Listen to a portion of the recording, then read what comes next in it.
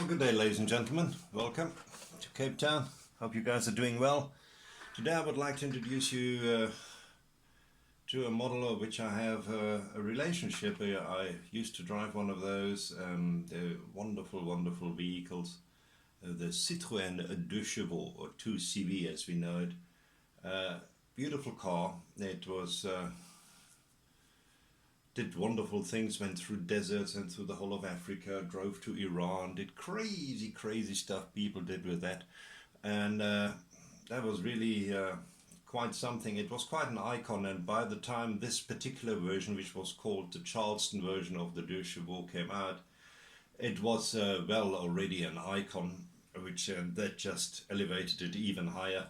I think it was the beginning of the 80s when they did the Charleston. But the whole thing was already, the concept was already done before World War II. Then the prototype types were hidden from the Germans, and then after World War II they started building it.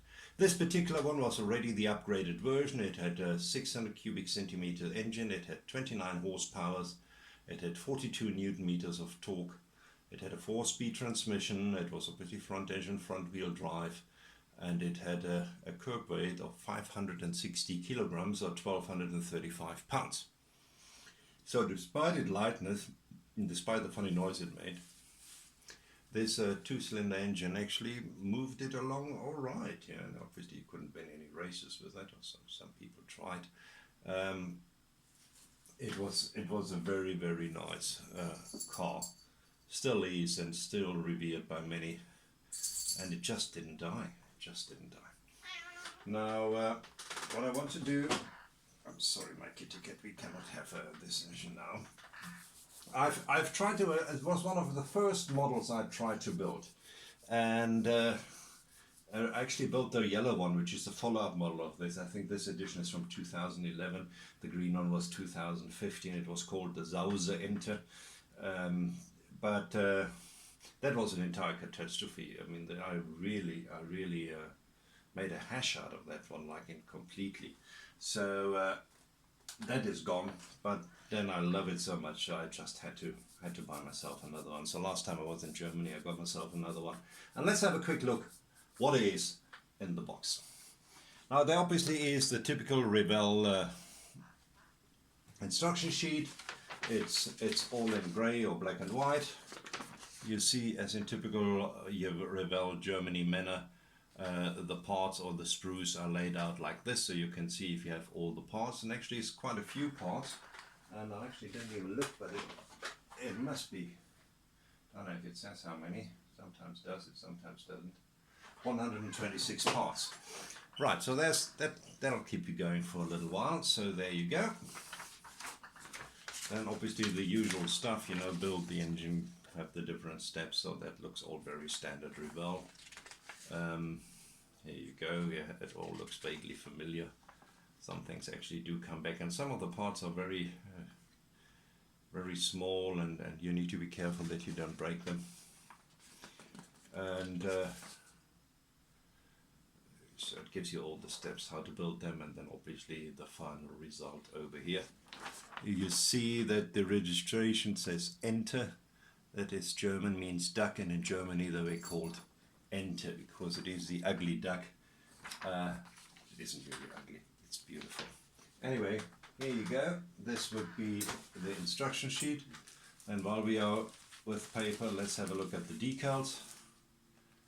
So there you have the decals. You can do even white wall tires if you like. Here we go. Sorry, I have a monster cat here in the background, so don't worry about that. So you have the decals, you have white wall decals, the decals for the Charleston. You have quite a few registration plates over here, the whole of Europe. You can pick and choose which one you want. So yeah, and you can see also here in front you have the grill as a decal.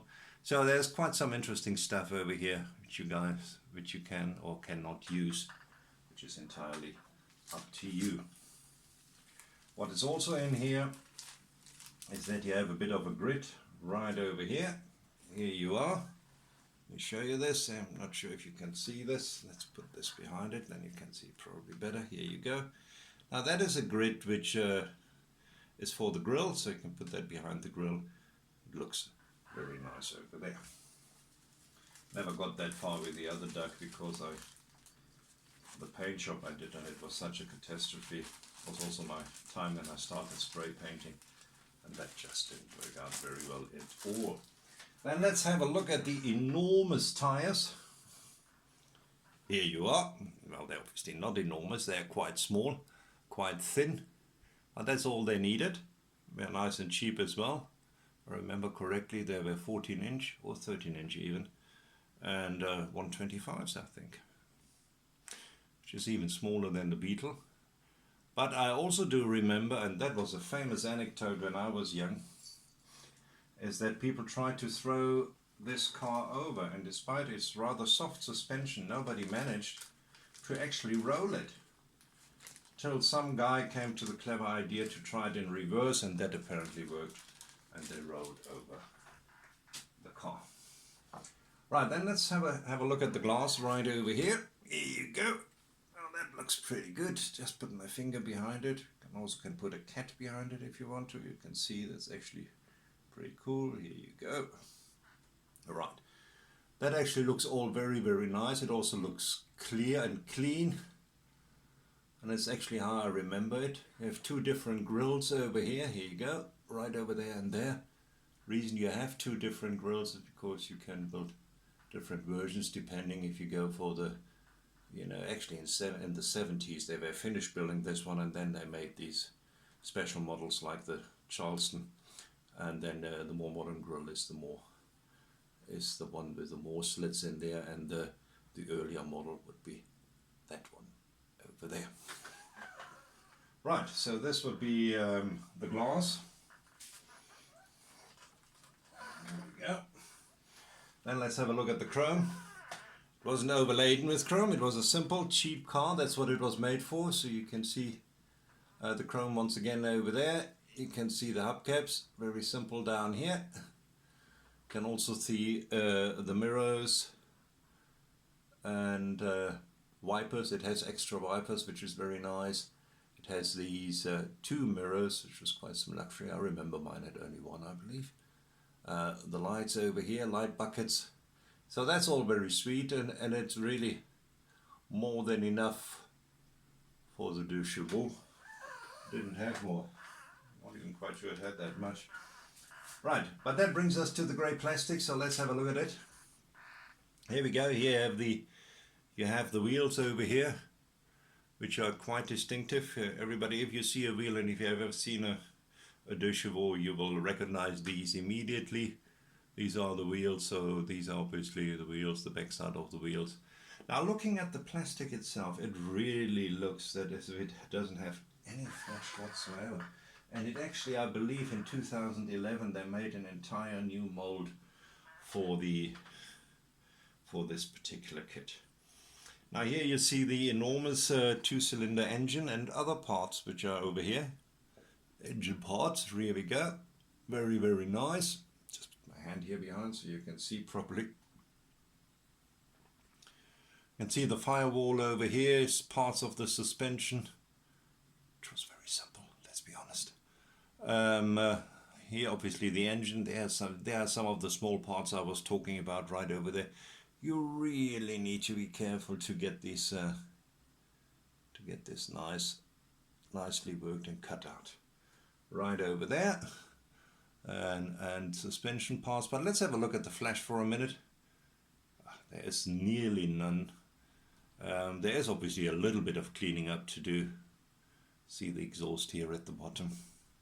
A little bit of cleaning up to do, but really not much. So you should be fine there. Not nearly as much as the latest AMT model I had a look at the other day. Then let's have a look at this particular one. Here you can see part of the body right over here. You can see the bumpers, which were not necessarily chrome, but some of them were chrome, so you choice is if you can chrome them or not. I see here on the picture of the box it is chromed, so it's up to you.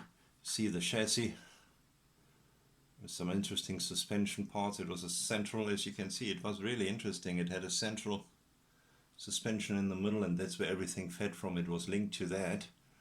There's the back axle over here, and but looking at the quality of the kit, looking at the flash, there's just a little bit over here. If you really look very carefully, you'll probably see it right here, and but really not much at all, and you should be all right cleaning this baby up in no time whatsoever. Then we have two different colored sprues. Here we have some lighter sprues, and let's have a look at these. These are the seats, the back bench, which has some safety belts at the bottom. Here you go, safety belts in there, you can see them over here, and then the front seats. And I can tell you from the original, there were glorified camping seats, let's be honest here, that's all they were. There you go. Looks very clean. And then let's have another look at the inside, and this is where I remember was really something which you need to work very very carefully. There's a sprue, beautiful parts. There's a steering wheel in typical Citroen manner, only with one stabilizer in the middle. I know I had a GS after that with it as well. I liked the Citroens, I thought they were wonderful cars. And then we have other stuff here, like part of the console. There wasn't much of it. There's your steering column over here. There are the safety belts for the front. You can see they're actually in styrene. These are the inside panels. As you can see, there isn't too much detail over there. You can have a go right there. And then obviously the inside pan over here. This, by the way, is the dashboard. Yeah, it's not overly detailed, but in the original there wasn't much either, so it's actually quite accurate. There we go. Then let's have a look at the roof. And you can see it had a sliding roof, so there's the roof when it is closed. There's the roof when it was open. You rolled it up like a tent door, you know, that's all you did. You rolled it up and there it was. There you go. Then these are the undersides of the seats, very spindly, but that's exactly how it was. So you see what I mean when I say it looked like camping seats. The back part over here, if you choose to have it open, then otherwise if you go with the closed top, you will see that the window is in here. Then this would obviously be the bonnet right over here, engine cover, and then another two parts which obviously are belonging to, I see I have a transport damage right over here, you see that? That's easily fixed, I'll fix that. And some other smaller parts over here. But looking at the parts are here obviously, and now the reason why you don't see it, I'm actually looking at it right now, and I don't see much flesh. So I must say this must have been in 2011 when it came out. Not very old molds at all. It actually looks very neat, very clean, and should come together nicely as well. So this actually looks very nice. And then last but not least, the body, which we have over here. We just rotate this. Here we go. See lots of stabilizers in, because it's actually quite flimsy. But the original Duck was quite a flimsy car. It really was. I mean, it was unbelievably thin doors. I mean, the whole car was less than 600 kilograms, so you can imagine that it was quite flimsy. But it was still quite stable the way, and you could fix everything yourself. And that was very important when I was young, because I didn't have money to go to a mechanic and have it fixed, especially Citroen engines. They were damn expensive to fix. So you could do a lot yourself. And looking at the detail, if you look over here, hope you can see it. There we go. Let's put the hand behind it here. Maybe that will work better. Doesn't focus so much on the cat, but more on the car. Here you go. There you can see that the gaps in the doors look quite big, but that's how they were. Yeah, there was nothing with 0.5 mm precision clothing, so that kind of stuff. These were just simple doors. The windows, by the way, didn't roll up and down. They didn't have roll up or roll down windows. Their doors were just too thin. It was impossible. So what they had a flap, so you could flap the window open just like that, and it'd stick to the top where it just hooked in, and then your window was open. So there were two options: open or closed. There was no little bit open or little bit closed. That didn't exist. But that actually also looks very neat. And if I just go over here with the finger, there's might be just a little bit over here, a little bit over there. Where you just need to go over a little bit with the sanding paper. Back looks very, very sweet, very neat. No, otherwise it really looks good. It really does. So, and I'm really looking forward, once I've done all my other stuff which needs to be finished some other time. Actually got that Starsky and Hutch Torino, got that finished finally. I'm now working on the Mercury and on the Chevrolet Bel Air, 50s Bel Air.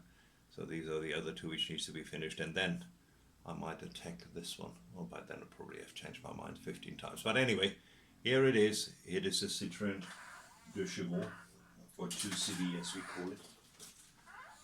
2 chevaux actually means 2 horse, and in those days the French horses were different from the rest of our horses. And you will also know, maybe have heard about the Renault 2 chevaux, a 4 CV and that kind of stuff. So they were big horses, and as I said, by the 1980s it had 29 horsepower, so it was quite a bully. Well, here it is. It is a Citroen 2 chevaux Charleston. It is a beautiful car as far as I'm concerned. I really have a love for it because I also experienced it myself, and I think it has a lot of character. And I would certainly encourage you to have a look at it if you have a chance. It's not expensive, and it's a beautiful, beautiful little car to have. And I saw on Facebook in quite a few groups people show 2 chevaux. There seems to be a bit of a fad right now. 2 chevaux coming up left, right, and center. So I thought I'd follow that and show you the kit from Revell from 2011. As I say, there's also a green one. It's a Zause Ente, called Zause Ente. It obviously is something which are German words, so if you're not interested in that, I would recommend to go for the Charleston, which you see right over here. Well, thanks very much, ladies and gentlemen. Sorry for Cardi chipping in here. A little kitty cat over there. She always does it. When I start talking, she feels I was talking to her. Well, here she is. Thank you very much for watching. You guys have an awesome evening, and I'll see you again next week. Cheers.